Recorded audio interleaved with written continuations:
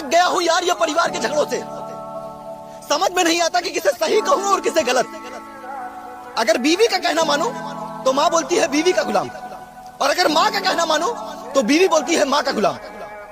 लेकिन उन दोनों को यही नहीं पता कि दोनों ही मेरे लिए जरूरी है, क्योंकि अगर एक मेरी जिंदगी है तो एक ने मुझे जिंदगी दी है।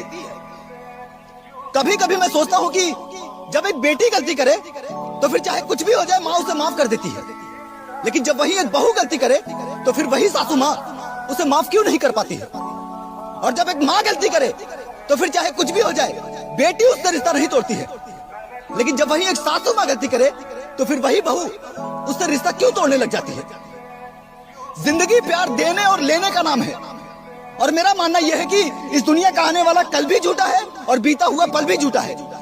अगर कुछ सच है तो वो है आज, और हमारी जिंदगी का बीतता हुआ हर एक सेकंड हमें उस दलदल की ओर ढकेल रहा है जहां हमें पछतावे के सिवा कुछ हाथ नहीं लगेगा, जहां हमारे माँ बाप भाई बहन तो होंगे लेकिन सिर्फ यादों में।